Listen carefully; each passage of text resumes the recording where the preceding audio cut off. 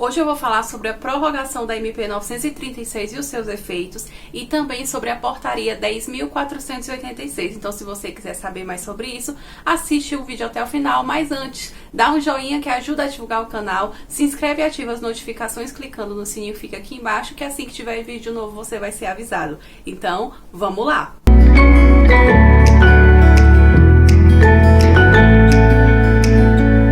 Começando então pela prorrogação da MP 936, e quando eu falei MP eu tô falando de medida provisória, o Congresso Nacional prorrogou a eficácia dessa MP pelo ato 44, que foi publicado agora, se eu não me engano, entre os dias 27 e 28 de maio, mas prorrogou a eficácia dessa medida provisória por mais 60 dias, porque não deu tempo eles apreciarem nessa semana que tinha ficado a votação, e aí inclusive eles adiaram para terça-feira, né, para fazer a votação dessa medida provisória para converter ou não em lei.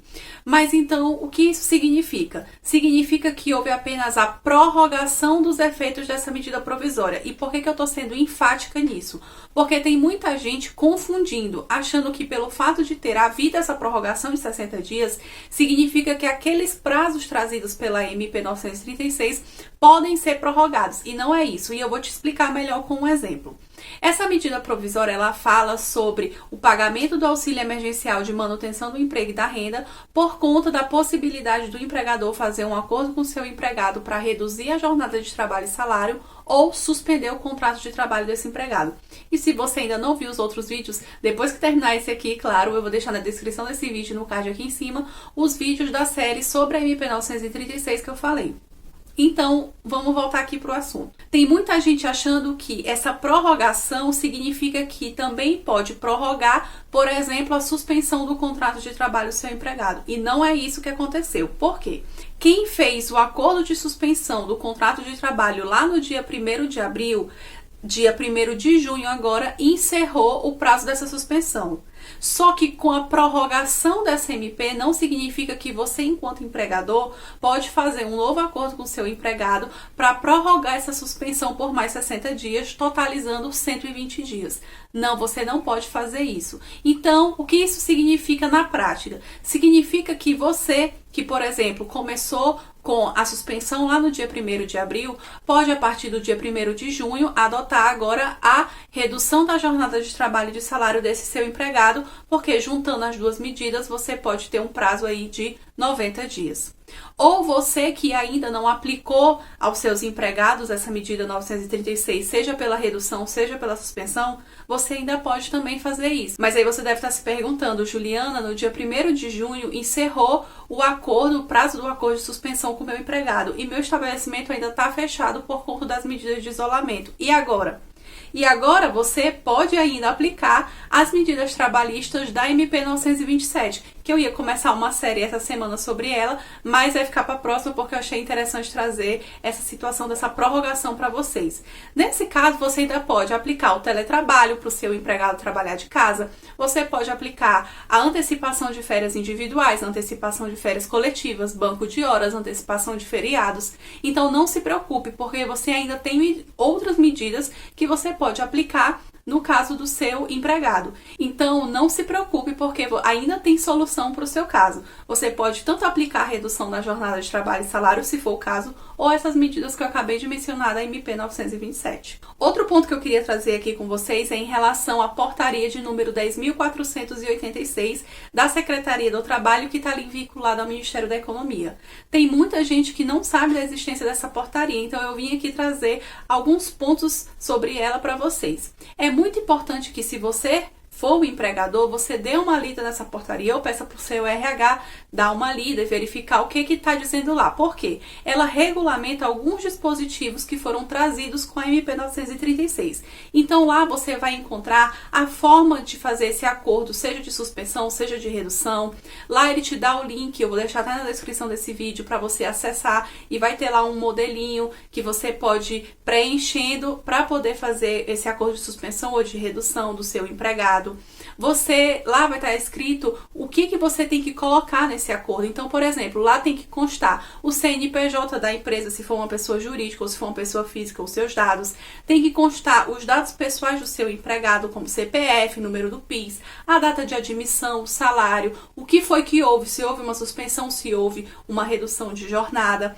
Então, você tem que colocar todas essas informações que vão estar lá presentes nessa portaria, as informações corretas que você tem que preencher na hora de informar o Ministério da Economia sobre esse acordo de suspensão ou redução, para que então o governo federal possa fazer o pagamento do auxílio emergencial de manutenção do emprego e da renda para o seu empregado. Nessa portaria também vai estar dizendo como você faz para entrar com recurso administrativo caso seja indeferido o seu acordo de suspensão ou redução por alguma inconsistência de dados, por exemplo, porque ficou faltando você fornecer algum dado que era necessário, ou se você precisar modificar porque você colocou alguma coisa errada, ou se você precisar modificar porque, por exemplo, você começou ali com uma suspensão, mas aí no meio do caminho, no meio do prazo, você decidiu fazer uma redução. Então, se tiver essa alteração, é essa portaria que vai te dizer como você tem que fazer essa alteração. Então, por isso que ela é muito importante. E caminhando para os minutos finais desse vídeo, eu ainda queria falar com vocês sobre 2 pontos que estão perguntando bastante pra gente, que está presente nessa portaria, que é sobre o aposentado, o empregado aposentado, e sobre aquele empregado que tem mais de um vínculo formal registrado na sua carteira, ou que não seja registrado na carteira, que eu vou já especificar qual é a situação. Começando pela questão do aposentado. Essa MP ela não prevê expressamente a vedação desse empregador de fazer um acordo, seja para suspender ou para reduzir a jornada de trabalho do seu empregado que é aposentado. Só que essa portaria que eu estou mencionando para vocês, de número 10.486, ela regulamenta isso. E o que é que ela diz? Ela diz que aquelas pessoas que recebem benefícios previdenciários, BPC, elas não podem receber o auxílio emergencial de manutenção do emprego e da renda. E mais embaixo, no mesmo artigo, diz que essas pessoas que não podem receber o auxílio emergencial de manutenção do emprego e da renda não podem ter acordo individual para reduzir ou suspender o contrato. E aí, como é que fica nessa situação? Significa que você que tem um empregado que é aposentado, em tese, você não poderia reduzir ou suspender o contrato de trabalho dele. Só que existe uma emenda nesse projeto, né, da votação da medida provisória 936, que vai ser votada na próxima semana, para abarcar também esse empregado que é aposentado. Afinal, ele está ali trabalhando. Mas como que a gente então pode ajudar você enquanto empregador a solucionar esse problema até a gente ter uma solução concreta para ele, já que nós vamos ter que esperar as decisões judiciais para saber como vai decidir. Se você é um empregador e tem um empregado aposentado, nesse caso, o que você pode fazer? O que nós estamos indicando, na verdade. Você pode fazer ali um acordo com o seu empregado, mas pagar para ele uma ajuda de custo, né? Ali mais ou menos no valor do que ele teria direito se fosse receber o auxílio emergencial. Até porque essa é uma das emendas a essa medida provisória, né? Que vai ser votada na próxima semana. Então, você pode já começar a trabalhar dessa forma, que apesar de sair do seu bolso, é melhor num primeiro momento do que você ser demandado judicialmente, porque a gente vai ter que esperar as decisões judiciais. Então é até uma forma de você não deixar esse empregado, né, de mãos abanando, sem ter uma proteção salarial. Afinal, ele trabalha, ele tem um vínculo empregatício com você e só está ali impossibilitado de receber esse auxílio emergencial ali por conta de receber a aposentadoria também, mas tem sim um desfalque gigantesco no orçamento desse empregado, com certeza. O outro ponto é em relação a esse empregado que tem mais de um vínculo formal registrado ali na sua carteira de trabalho. Nesse caso, como que fica a situação dele? Ele pode sim receber o auxílio emergencial de manutenção do emprego e da renda de forma cumulativa, a depender do que acontecer com cada contrato. Então, vamos supor que o empregado tenha 2 vínculos formais registrados ali na sua carteira. E eu não estou falando de intermitente, tá? Porque intermitente eu já mencionei no último vídeo da MP 936. Eu estou falando daquele empregado com um vínculo formal, tá ali todo dia, trabalha todo dia. Nesse caso, vamos supor que no primeiro no primeiro contrato houve a suspensão e no outro contrato houve a redução de 50%, ele vai receber o benefício referente àquele contrato que foi suspenso e a proporcionalidade daquele benefício em que houve a redução a 50%.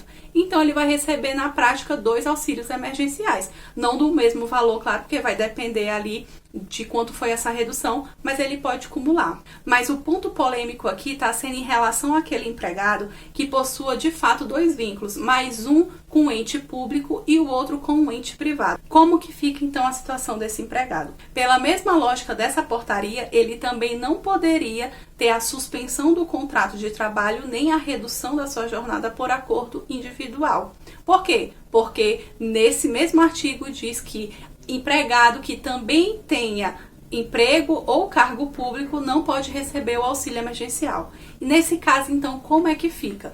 Nós estamos orientando no mesmo sentido, de que você enquanto empregador, ente privado, você não tem nenhuma relação com o vínculo que ele tem com o ente público. O vínculo que ele tem com você não tem nada a ver com aquele do ente público.